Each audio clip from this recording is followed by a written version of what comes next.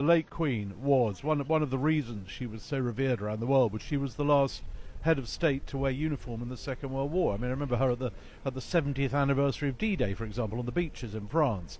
All the other world leaders there, they were all, most of them hadn't been born at the time of the war. There she was at the 75th. She stood up and said, on behalf of the wartime generation, thank you. So she was very much of that age, of that generation. Yeah. And I think her passing, a lot of people wondered how could we sort of summon up, if you like, that emotion, that poignancy without her. But I think today has shown that we can. But how do you think the younger members of the royal family will carry on that legacy? Particularly, we're lucky enough to have a lot of veterans with us here today.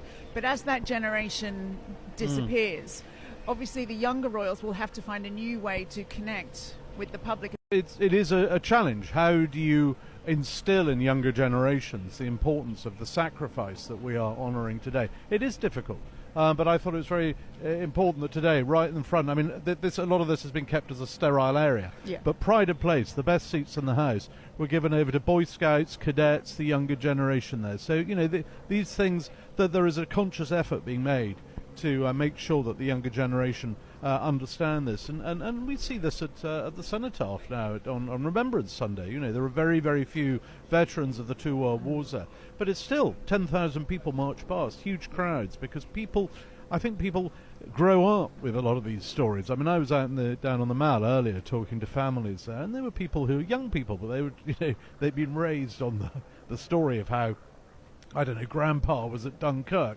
or Great Auntie was narrowly avoided a doodlebug. These are sort of parts of family folklore.